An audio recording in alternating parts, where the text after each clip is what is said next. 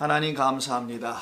우리들에게 주신 이 귀한 시간, 참으로 감사한 시간, 복된 시간이 되기를 소원합니다.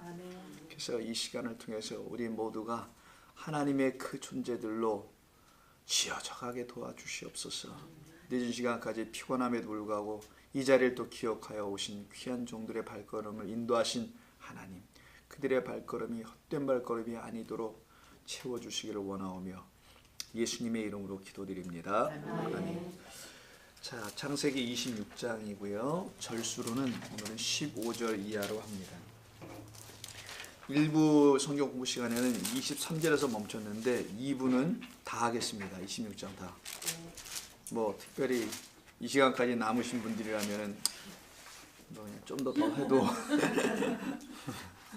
되지 않을까. 왜냐하면 그 뒷부분은 금방 될 수 있는 부분이어서 그래요. 아까 1부에는 성가대가 들어올 거 생각하고 23절에서 멈췄는데 2부는 좀 더 하겠습니다.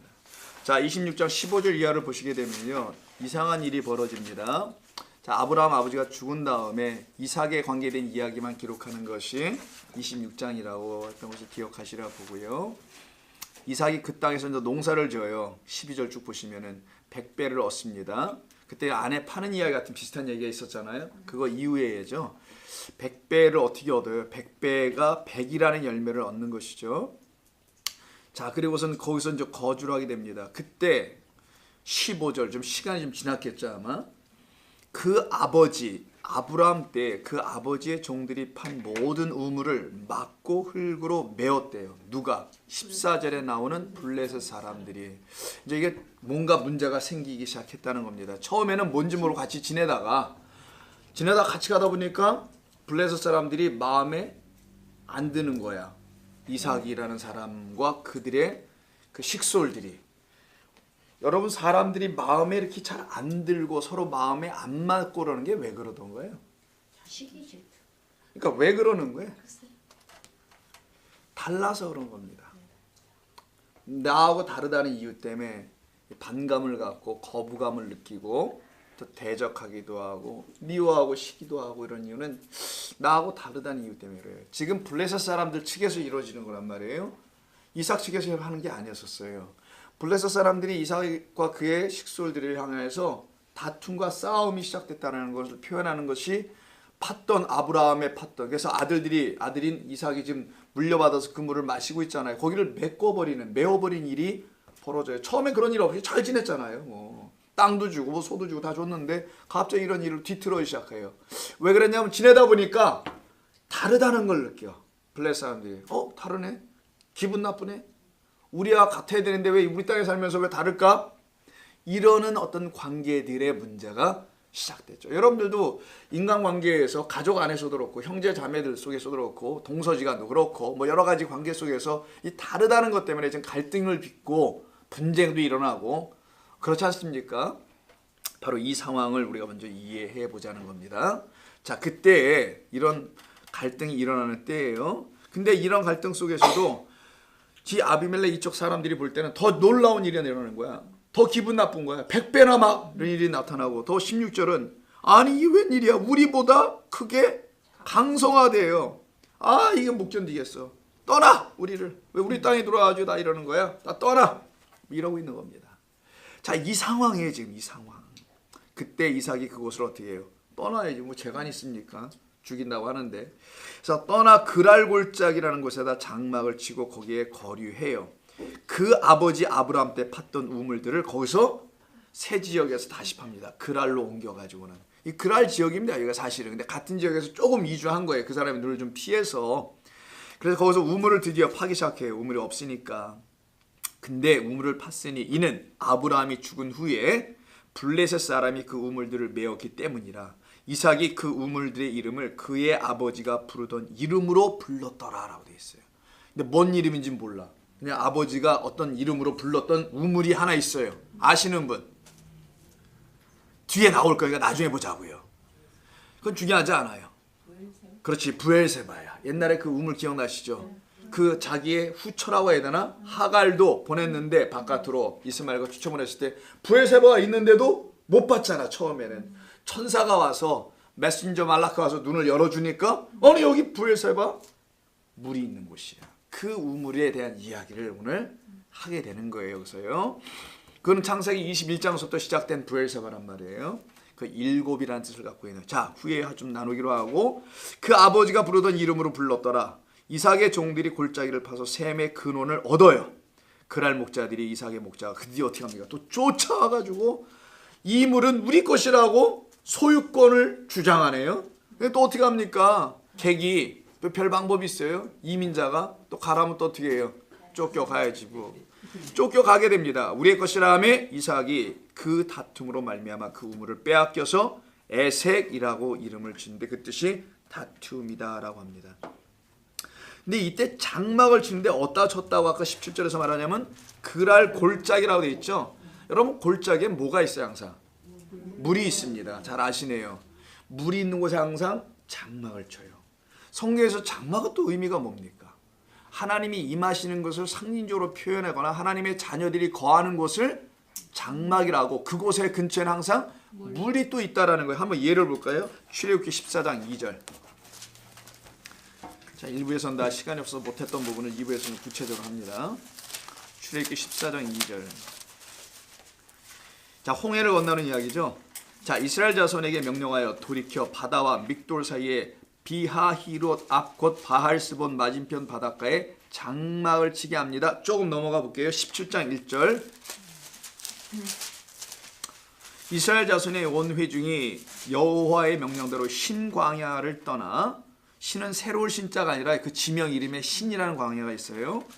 신 광야를 떠나 그 노정대로 행하여 르비딤의 장막을 쳤는데 마실 물이 없어요. 그래서 결국 또 다투어요. 2절에.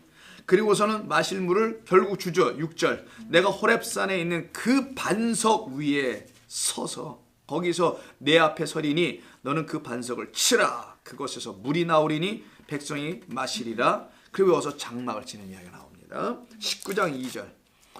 이스라엘 자손이 애굽 땅을 떠난 지 3개월이 되던 날 그들이 시내 광야에 이릅니다. 그들이 르비딤을 떠났잖아 아까요.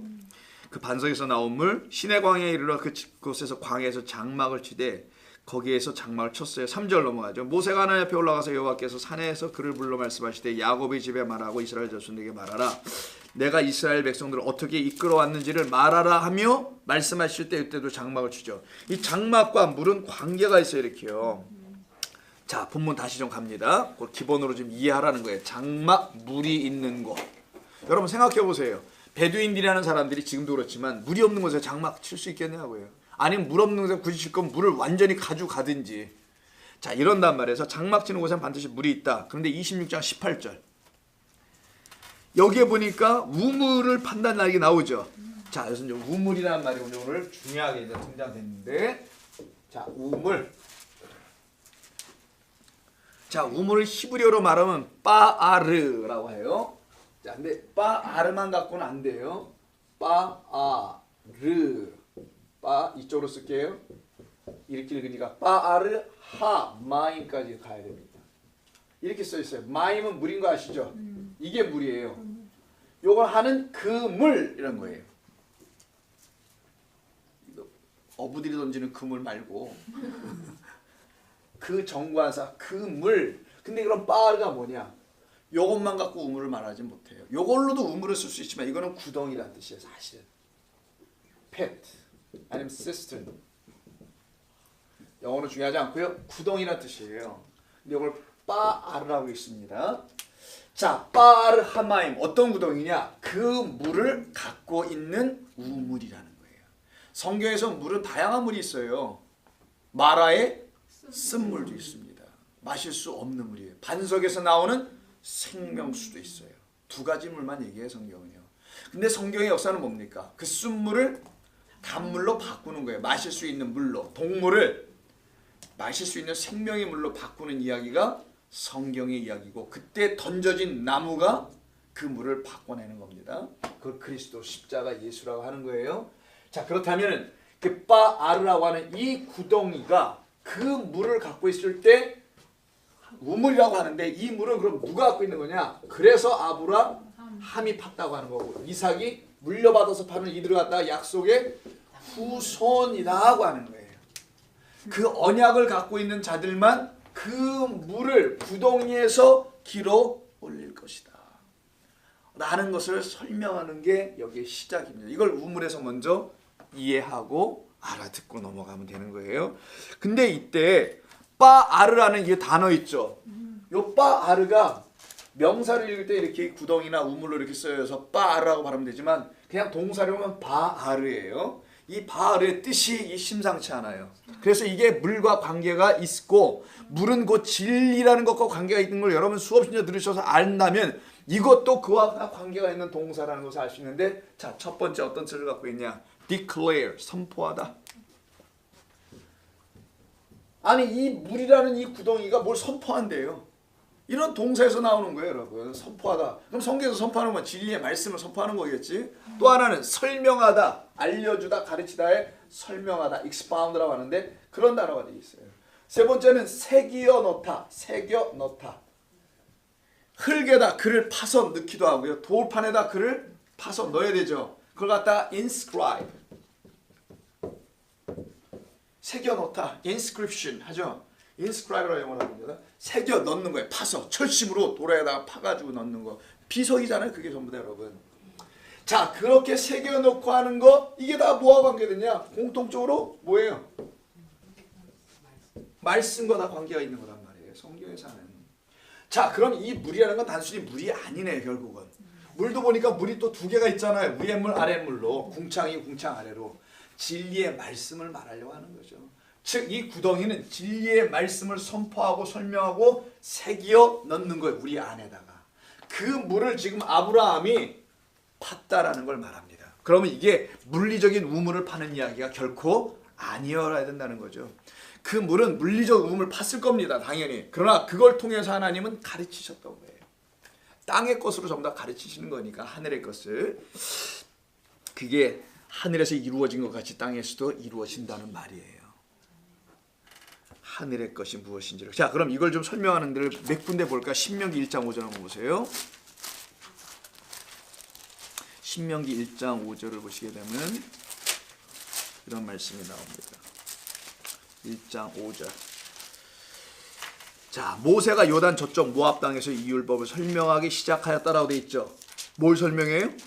율법. 율법은 하나님의 말씀 토라예요. 자, 하나님의 말씀 토라를 뭐 하기 시작하다?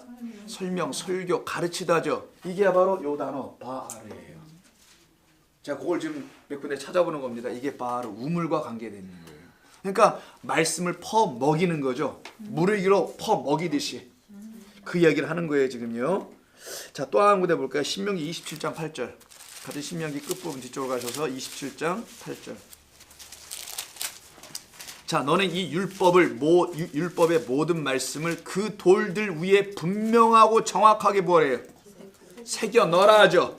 이게 바로 기록할지라 할 때 분명하게라는 말 있죠. 그 단어가 이 바알이에요. 그래서 분명하게 plainly 영어로 아니면 뭐 그런 뜻 아주 명확하게 정확하게 새겨 넣어라 기록하라. 뭐를? 율법의 모든 말씀을. 이 말씀이 아마르겠네. 결국 하나님의 말씀으로 들려져야 될 그 아마를 새겨 넣어 주어라. 하박국 2장. 좀 찾기 어렵지만 도전. 그냥 넘기다 보면 나와요. 걸려들면 나오고 아니면 다시 찾고. 난 찾았어. 하박국 몇 장? 2장 2절 보세요. 1303면 2장 2절. 자, 여호와께서 내게 대답하여 이르시되라고 합니다. 하박국 선지자에게는 묵시를 주시는데 묵시는 계시예요. 자, 내게 이르시되 너는 이 묵시를 기록하여 판에 명백히 뭐하랍니까? 새기다가 아까 inscribe 바로 이 바아르라는 말. 달려가면서도 읽을 수 있게 하라. 이게 물을 마시는 자라는 거죠. 진리의 말씀을 먹는 자를 말합니다. 즉 우물이라는 것은 단순히 물을 제공하는 물리적 물을 의미하는 것이 아니라 그걸 넘어서 마치 물을 마셔 우리가 살아나는 것처럼 하늘에서 내려오는 그 이른 비 늦은 비를 물로 마시는 자, 그걸 물로 삼은 자들. 그래서 하마임이라고 아까 얘기했죠. 그 물이라고. 그래서 그 물을 마실 수 있는 자, 그러니까 단순한 물리적인 우물이 아니라는 것을 알 수 있죠. 근데 여기에 방해꾼이 등장하는 오늘 본문에서 18절 누구라고요? 아까 그들이 블레셋이야. 왜 하필은 블레셋이야? 그 많고 암몬도 있고 모압도 있고 뭐 여러 가지 7개 부족이 다양하게 있음에도 불구하고 그 7개 부족에 들지도 않는 왜 블레셋이 왜 나오는 거냐고요. 하필이면 차라리 7개 부족 여부수라든가 뭐 이렇게 나오면 좋겠는데 블레셋 사람들이 그 우물을 메어버린다고 돼 있어요. 블레셋 사람들은 왜 아브라함과 이삭의 우물을 굳이 막았을까? 저 같으면 이 물도 귀한 지역에서 그렇잖아요. 여기 물 귀한답니다. 여기가 요즘 우리 캘리포니아 물이 귀하지 않을 지경이야. 비가 많이 내려주셔서 감사하죠.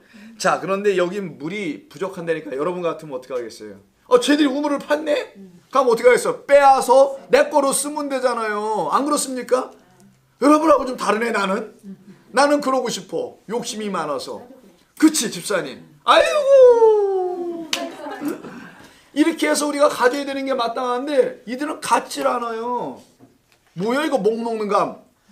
찔러나 본다는 거예요 이거? 회방만 놓고 못쓰게만 만들어 망가뜨려 놓는 건가? 자, 맞아요. 망가뜨려만 놨다라는 거예요. 막 마차기 자기들이 쓰지 않고. 왜 그랬을까? 이게 하마임이기 때문에 그래요. 이들은 이게 뭔지 몰라. 단 하나 기분만 나빠.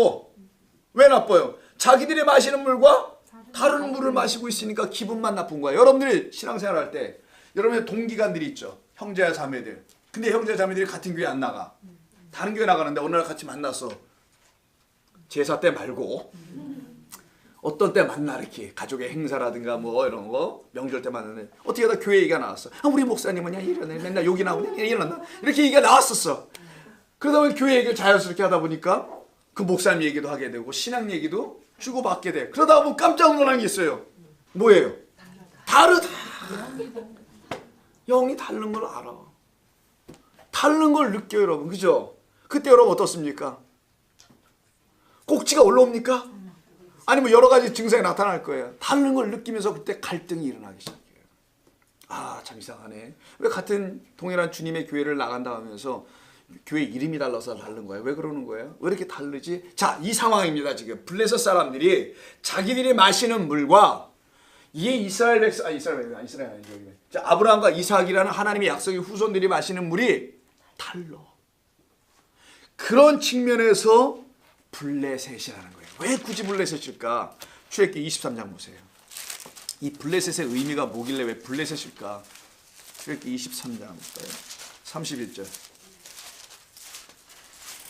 자, 이스라엘 백성들의 땅을 주시면서 들어가기도 전이에요. 이거는 너희들 이 땅에 들어가면 여기서부터 여기가 경계선이다. 너희 국토는 여기까지 하라는 거 알려주시는 거예요. 내가 내 경계를 홍해서부터, 자 밑에 남방에서부터 북방으로 올라갑니다. 내 해안까지 오려면은 홍해에서부터 올라가는 거. 해안가 지중해로 타고 올라가서 어디까지?